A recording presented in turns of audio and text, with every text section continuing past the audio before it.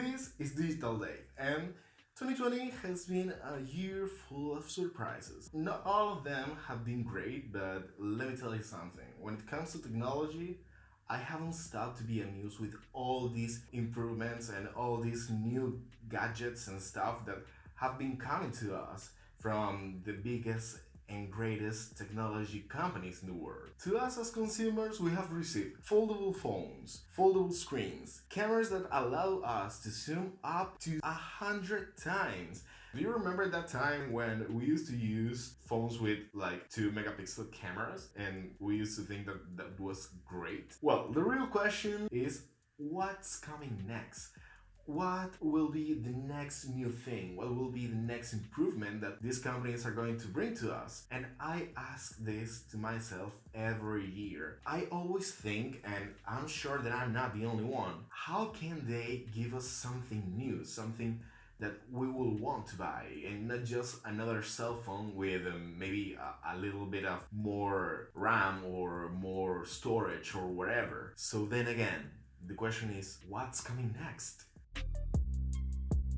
I'm pretty sure that you have asked this question to yourself like a lot of times. For example, let's remember the very first time that we were able to send text messages. So we will throw our Motorola StarTag and we started to buy this Motorola Baby StarTag, which allowed us to send text messages thanks to the 2G networks. And do you even remember the Dynatac, that the very first cell phone in the world that used to use 1G networks? Suddenly there was a fever for flip phones, and then everything when it comes to design started to go faster and faster, fueled by our imagination. And to the maximum in terms that, I don't know if you can remember, but there were even cell phones that looked like taken out of sci-fi movies. For example, Nokia 8110, which was used in the movie Matrix. Even some phones were seen as fashion statements and definitely a mark of success or status for whoever was using it or wearing it. This was the case of Motorola Razr V3, and this was actually the most sold phone worldwide in the whole history of cell phones. But never forget about those phones that came to us and we didn't even think about the fact that we were needing, for example, dedicated keys for music. That was the case of Motorola E8 or the case of Nokia 5200 or all these Sony Ericsson cell phones that were ultra futuristic, like the Key 800 with its 12.1 megapixel camera. And may God forbid us from forgetting about the Palm phones or all these devices that were sold by HP at that time that were used only for business. Alright, so at that time we used to think, what else can they do? What is coming next? And suddenly we had the BlackBerry in 2006. With the BlackBerry came BlackBerry Messenger and all these instant messaging apps in our hands for the first time. And we were able to use it with 2.5G networks or 3G networks that actually didn't take long to arrive. But the real game changer of all the history of cell phones came in 2007, and I'm talking about the iPhone. So, we're going to reinvent the phone. The very first iPhone.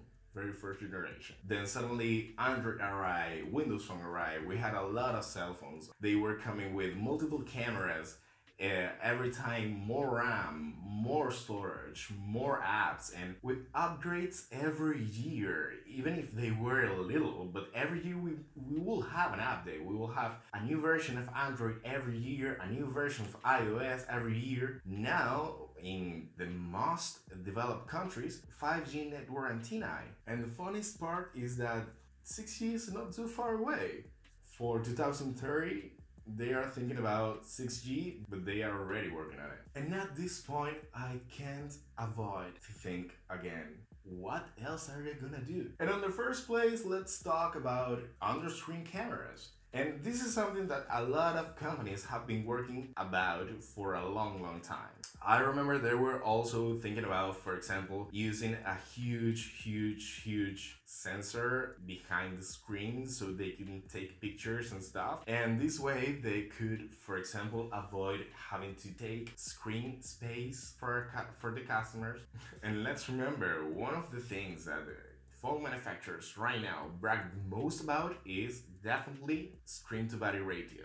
With that said, Oppo, which is this Chinese company, announced in 2019 that they will be working this technology so they could sell these devices on 2020. At the same time, Xiaomi announced on August 27th this year through their YouTube channel that they were working and they were improving their technology of under-screen cameras so they could go and start selling their products no later than 2020. But definitely, the one that won this race was ZTE, as they released their very first under-screen camera phone. And not only their first under-screen camera phone, the first under-screen camera phone in the whole world. It was released on September 1st, 2020, and the model is Axon 25G. It has a selfie 32 megapixel camera that is just underneath the screen. But it's expected that other companies, maybe the biggest ones in the market right now, that it won't take too long to them to use this technology on their devices. One thing I can say is that I'm not really sure that Apple will be using this technology anytime soon because Face ID is a very complex thing, and that's the reason why it's so accurate. And then we have foldable phones. And yes, I know this is 2019 technology. I'm very aware of that.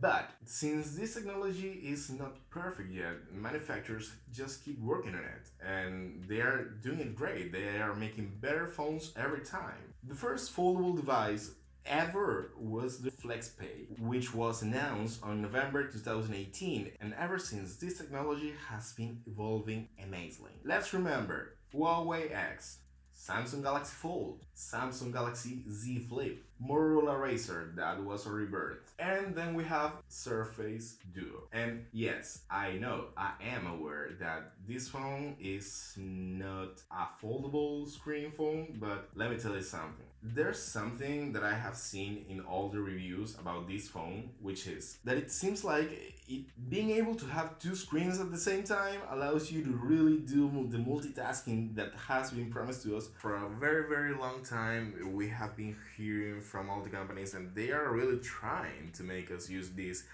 multitasking functions in the devices that we are using right now. That we didn't really use, not because the device were not able to let us split the screen and just let us use two apps at the same time, but more because of both a design and a psychological thing.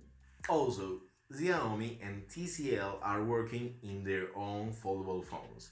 And when we're talking about these phones, I really want to see what are going TCL to do with their foldable phone, as since they are working on a phone that seems to be triptychal. So there's going to be three screens, and each screen will be of 6.65 inch, and that will become a full-size 10-inch tablet. I don't really understand how it's gonna work. It's just still a concept, but at the same time, they're talking about adding batteries behind each screen. So it's gonna be very interesting. They're just working on it right now, for what I've heard. And the only problem that I see is that the way that they want to build this phone, it's gonna be chunky. Then we have the LG Wing. In this case, I will be talking about a specific phone, but guys, let me tell you something. I never thought that I needed something like this, and they really showed me. This phone has two screens. The main screen is 6.8 inches and it swivels. When it swivels, it turns into landscape mode, and now there's a secondary screen just underneath the first screen that is 3.9 inches. And you can use it as a keyboard, you can use it as to enter comments in your phone whenever you're playing or recording video or taking a picture in landscape mode. Don't forget about the fact that the most important part of this cell phone is the screen, or screens, then again. So, for that reason, the 32 megapixel selfie camera is built in as a pop-up camera that comes or pops from the top of the device. And I really do believe that this phone comes as the salvation or the rebirth of landscape mode in 2020.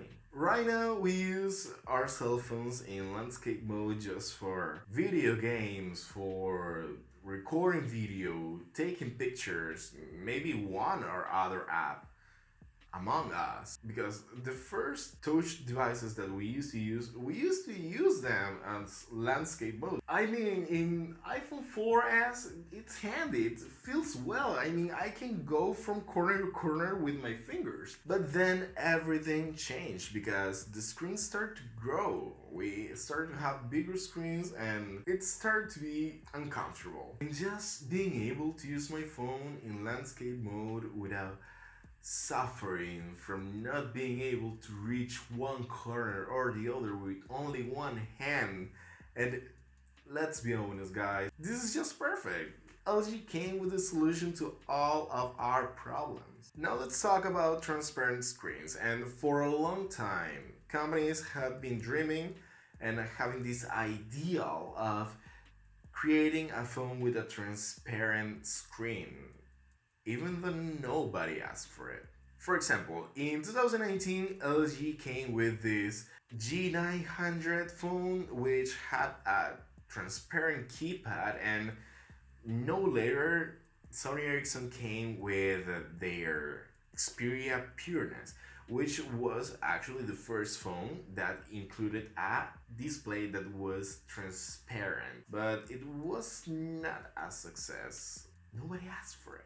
It wasn't that good, actually. Now, in August 2020, Samsung presented a patent like in January or February, but it just came to like 1 month ago, where they were working in a transparent display. This display seems to allow light through their pixels to go through, and that means that it's completely transparent, and at the same time, according to the patent, you can see your hand behind the screen, like really using a phone that is like just a piece of glass with corners. But let me tell you something, and we're not talking about never ever seen before technology. I mean, Xiaomi has already a TV which is the Mi TV Lux Display Transparent Edition, I believe, which is the very first mass-produced transparent TV in the world. All the software and all the hardware are stored in the TV's base. And this is gonna be a problem that Samsung will have to solve, because there will be a SIM slot, there will be a camera, there will be an antenna, there will be a lot of things that makes a cell phone a cell phone, and that are needed just to have the basic of the basics just to work properly. I don't really know how they're gonna do, but I'm very sure that they will figure it out. Finally, ever since 1973, the creation of the very first mobile phone by Motorola, the mobile devices have gone through a long way, and we have had a lot of devices in multiple versions, some versions with new characteristics that will never just stop improving.